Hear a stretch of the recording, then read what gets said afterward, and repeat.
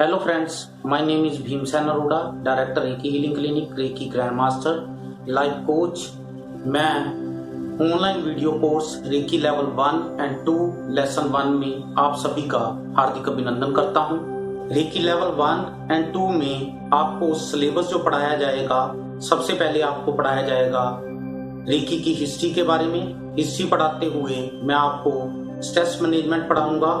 ये जो चिंता होती है इसको कैसे मैनेज करते हैं ये पढ़ाऊंगा, और मैं साथ में आपको पढ़ाऊंगा मेडिटेशन क्या होती है। मेडिटेशन के बारे में बेसिक मूल जानकारी आपको दूंगा।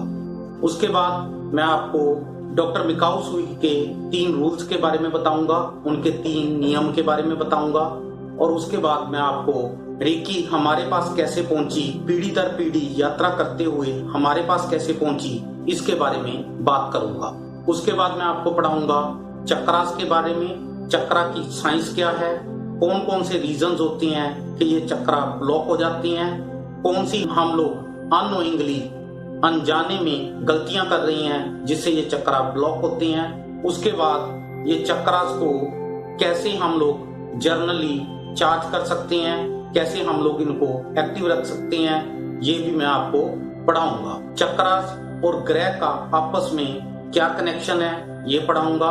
चक्रास और कलर्स के बारे में पढ़ाऊंगा। चक्रास और ग्लैंड्स के बारे में भी पढ़ाऊंगा। अलग अलग थेरेपीज कैसे काम करती हैं, दुनिया में 106 थेरेपीज हैं, बाकी की थेरेपीज कैसे काम करती हैं उसके बारे में भी मैं आपको पढ़ाऊंगा। इसके बाद मैं आपको पढ़ाऊंगा ऑरे के बारे में, आभा मंडल के बारे में। आउटर ओरा क्या होता है, इनर ओरा क्या होता है ये पढ़ाऊंगा। आउटर ओरे को कैसे नापा जाता है ये भी मैं आपको पढ़ाऊंगा।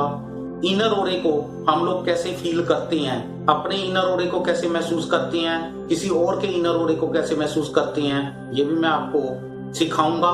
इस इनर ओरे को कैसे सफाई की जाती है, इसकी आभा मंडल की सफाई के लिए कौन कौन सी टेक्निक्स ऑलरेडी मौजूद हैं, पहले हमारे जो पूर्वज थे वो कैसे उपयोग करते थे इन टेक्निक्स का वो बताऊंगा, और हम रेकी वाले अपने आभा मंडल की सफाई कैसे करते हैं इसके बारे में भी मैं आपको सिखाऊंगा। इसके अलावा मैं आपको ऑरा कैसे देखते हैं ये भी पढ़ाऊंगा। इसके बाद मैं आपको माइंड पावर्स के बारे में पढ़ाऊंगा। पावर ऑफ सबकॉन्शियस माइंड, हमारे अवचेतन मन की शक्तियों के बारे में पढ़ाऊंगा, और माइंड की प्रोग्रामिंग रीप्रोग्रामिंग कैसे की जाती है ये भी मैं आपको पढ़ाऊंगा। उसके बाद मैं आपको पढ़ाऊंगा रेकी के सिंबल्स। रेकी के सिंबल्स आपको 3 सिंबल रेकी लेवल 1 और 2 में मिलेंगे। पहला सिंबल है चोकुरे, दूसरा सिंबल है सेहेकी, और तीसरा सिंबल है होन्शा जिशोनेन। ये तीनों सिंबल्स के बारे में मैं आपको पढ़ाऊंगा। इन चक्रास को कैसे शुद्ध करती हैं वो भी पढ़ाऊंगा। चक्रा को कैसे चार्ज करती हैं वो भी मैं आपको पढ़ाऊंगा। अपनी रेकी हम लोग कैसे करते हैं, रूटीन की जो रोजाना की हमारी प्रैक्टिस है वो कैसे की जाती है वो भी मैं आपको पढ़ाऊंगा, जिससे हम लोग अपने आप को फिजिकली, मेंटली और इमोशनली फाइन करेंगे रेकी की प्रैक्टिस करते हुए। इसके अलावा किसी और की रेकी कैसे करती हैं ये भी मैं आपको पढ़ाऊंगा।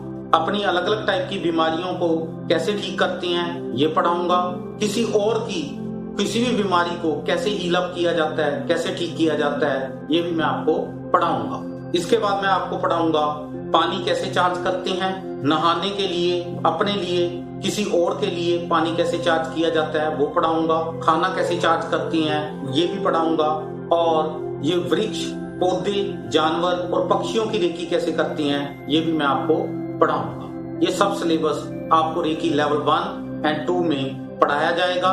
रेकी लेवल 1 और 2 पढ़ने के लिए आपको कुछ बातों का ध्यान रखना पड़ेगा। नंबर 1 बात तो ये है कि आप अपने पानी की मात्रा को अधिक कर दोगे। जो पानी हम लोग रूटीन में पीते हैं वो आप अधिक मात्रा में सेवन करेंगे पानी का। दूसरा करेंगे कि आप ज्यादा पानी से नहाओगे, कम पानी से नहीं नहाओगे। आज के सीजन में अगर सर्दी चल रही है तो भी हम लोग कम से कम 2 या 3 बाल्टियां का उपयोग करेंगे, या शावर के नीचे 15-20 मिनट रोज खड़े होंगे। ज्यादा पानी से नहाना है। और तीसरा काम जो करना है हमें वो ये करना है कि हमें सात्विक भोजन का उपयोग करना है। सात्विक भोजन उपयोग करने का मतलब धार्मिक नहीं है, ये हम लोग अच्छे तरीके से रेकी को सीख पाए, उस वजह से हम लोग सात्विक भोजन का उपयोग करते हैं। सात्विक भोजन में आता है फल फ्रूट, कच्चे आहार, सैलेड वगैरह लेना। राजसी खाना भी आप ले सकते हो, जो कम नमक मिर्च मसाले वाला खाना होता है वो भी खाना, जो हमारे घर में नॉर्मली बनता है वो खाने का उपयोग करना है। तीसरा होता है तामसिक खाना। जो तामसिक खाना होता है ये जंक फूड होते हैं, नॉनवेज होता है, अल्कोहल की उपयोग होता है। तो इसका उपयोग जितने दिन आप रेकी सीख रहे हो, आप तामसिक खाने को अगर अवॉइड कर सकते हो तो आप अवॉइड करो। अगर नहीं अवॉइड कर सकते तो बहुत कम मात्रा में ही ये चीज लो। आप ज्यादा से ज्यादा कोशिश करो कि आप सात्विक खाना लो, राजसी खाना भी ले सकते हो। तामसिक खाने को अवॉइड करने की कोशिश करें। अगला काम करना है आपने कि आपने नींद जो है वो भरपूर मात्रा में लेनी है। आपने कम से कम 8 घंटे सोने की कोशिश करनी है, क्योंकि नींद से हमारा जो दिमाग है वो रिलैक्स जोन में जाता है और आप ज्यादा से ज्यादा रिलैक्स रहने की, शांत रहने की कोशिश करनी है। इसलिए नींद अधिक मात्रा में लेने की कोशिश करेंगे। और अगला काम जो हमने करना है वो ये करना है कि हम लोग खुश रहने की कोशिश करेंगे। जितना ज्यादा खुश रह सकते हैं उतना ज्यादा खुश रहने की कोशिश करेंगे। लास्ट बट नॉट लीस्ट, अब आपको एक काम और करना है। इस सारे बैच के दौरान, मेरे लेक्चर्स के दौरान आप किसी भी टाइप की कोई क्रॉसिंग नहीं करोगे। आप जैसे चाहे वैसे बैठ सकते हो, आपको स्क्रीन पे दिखाया गया है।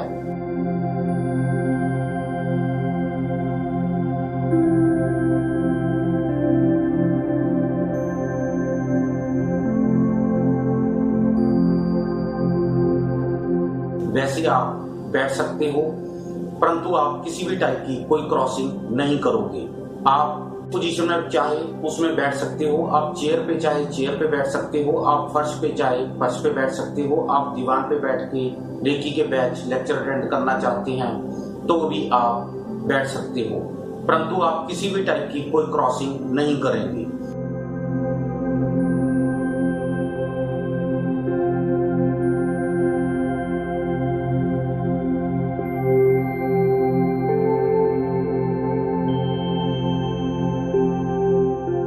क्रॉसिंग करने से नुकसान हमें ये होता है कि हमारा सबकॉन्शियस माइंड जो है वो लॉक हो जाता है, जिसके बारे में मैं डिटेल में बात बाद में करूंगा। इस सबकॉन्शियस माइंड के लॉक होने से हमें सबसे बड़ा नुकसान ये होता है कि हम लोग रिसीविंग पोजीशन में नहीं रहते। हमें 30-30 वर्ष हो गए हैं मंदिर गुरुद्वारे जाते को, फिर भी हमारा हुआ कुछ नहीं। उसके पीछे रीजन ये नहीं है कि मंदिर गुरुद्वारे में कुछ नहीं है, वो कॉस्मिक एनर्जी के सेंटर हैं। वहां पे अबंडेंस में उस प्रभु की, उस सच्चे ईश्वर की कृपा बरसती है, परंतु हमारी साथ प्रॉब्लम ये है कि हम लोग जब वहां जाते हैं तो ऐसे क्रॉस करके जाके खड़े हो जाते हैं।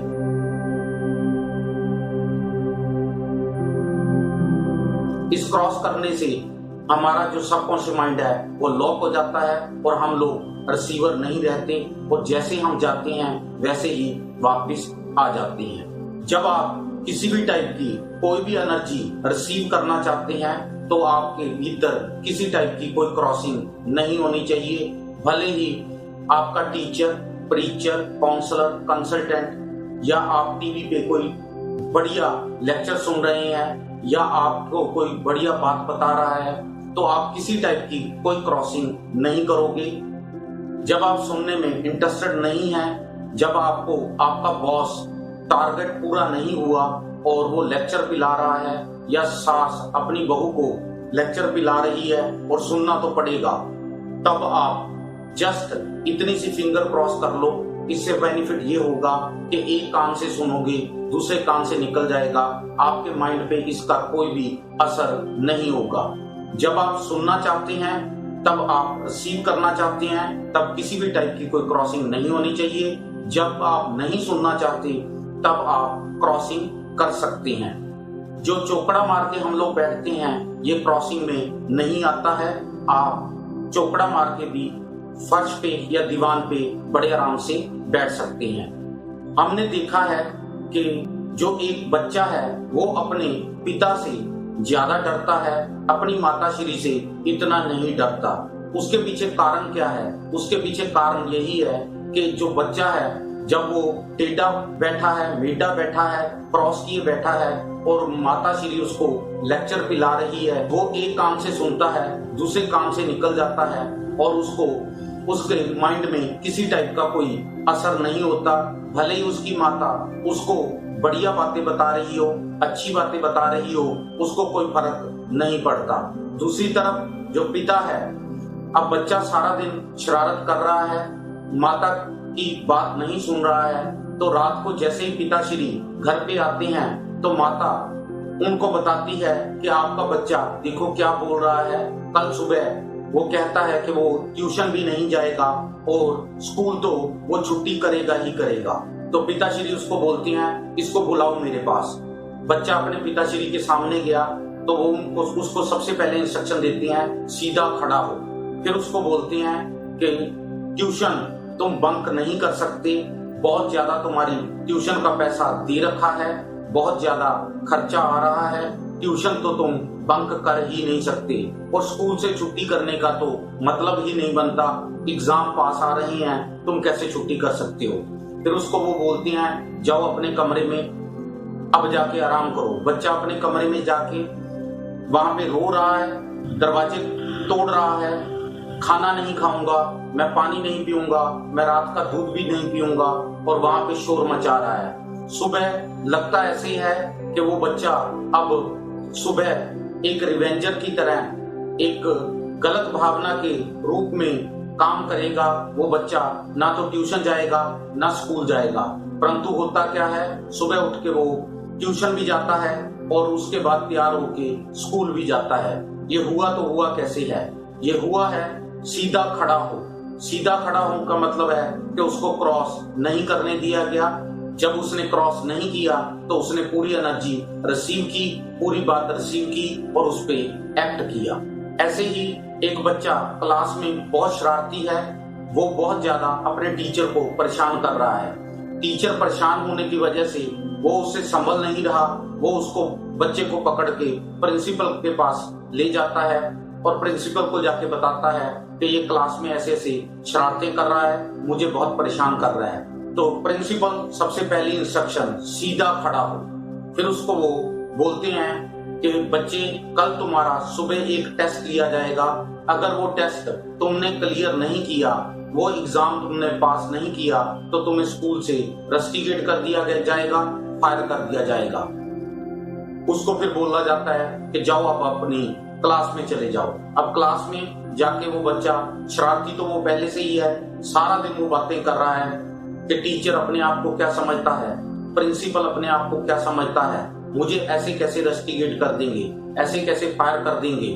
मेरे पापा मैनेजमेंट के मेंबर हैं, इस स्कूल की मैनेजमेंट के मेंबर होने की वजह से सैलरीज तो सारे स्टाफ को वो देते हैं, उल्टा ये मुझे स्कूल से निकालने की धमकी दे रहे हैं, ऐसे कैसे निकाल देंगे। उसकी बातों से ऐसा लग रहा है कि वो बच्चा नेक्स्ट डे कोई एग्जाम नहीं देगा और एग्जाम को क्लियर करने की तो कोई जरूरत ही नहीं है उसको। परंतु सुबह पता चलता है कि वो बच्चा प्रिंसिपल के रूम में बैठ के एग्जाम भी दे रहा है और उस एग्जाम को क्लियर भी कर रहा है। ये हुआ तो हुआ कैसे है? सीधा खड़ा हो। सीधा खड़ा होने का मतलब है क्रॉसिंग नहीं करनी। जब आप किसी भी एनर्जी को रिसीव करना चाहते हैं तब आप किसी भी टाइप की कोई क्रॉसिंग नहीं करोगे। जब आप एनर्जी रिसीव करने में इंटरेस्टेड नहीं हैं तब आप क्रॉसिंग कर सकते हो, या आपको जरूरत लगती है, कहीं नेगेटिव डिस्कशन चल रही है और आपके माइंड पे असर हो रहा है तो आप क्रॉसिंग करोगे। जस्ट इतनी सी फिंगर क्रॉस करके भी आपके एक कान से सुनोगे, दूसरे कान से निकल जाएगा और आपके माइंड पे किसी भी टाइप का कोई असर नहीं होगा। मेरे बैचेस के दौरान आप किसी भी टाइप की कोई क्रॉसिंग नहीं करोगे। पानी का रूल है ऊपर से नीचे की तरफ बहना, एनर्जी का रूल है ज्यादा से कम की तरफ जाना। मुझे सुबह सुबह मेरा एक स्टूडेंट मिलने आया। अब वो मिलने आया तो वो क्या कर रहा है, उसने मुझे विश किया। विश ऐसे किया, नमस्कार जी, बड़ी अकड़ में बड़ा ऐसे गर्दन अकड़ा के मुझे विश किया। एक और स्टूडेंट मुझे मिलने आया, वो आके मुझे विश कर रहा है। उसने मुंह से अपने एक भी शब्द नहीं बोला, जस्ट बड़े प्यार से ऐसे झुक के मुझे नमस्कार किया। दोनों ने मुझे नमस्कार किया है, दोनों में क्या फर्क है? फर्क है, बहुत बड़ा फर्क है। मैं जो आपके साथ अपनी बातें कर रहा हूँ, बातें करते हुए मेरे हाथ हिल रहे हैं या मेरी आंखों की पलकें झपक रही हैं, मेरा मुंह हिल रहा है, मेरा फेस हिल रहा है, ये सब क्या है?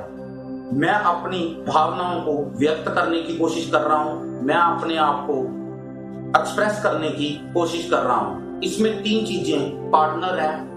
55% मेरी बॉडी लैंग्वेज है, 38% टोन है, मेरा बोलने का तरीका, और 7% स्पीकिंग है जो मैं बोल रहा हूँ। 55% मेरी शरीर की भाषा, मेरी बॉडी लैंग्वेज है, 38% टोन, बोलने का तरीका, और 7% स्पीकिंग है।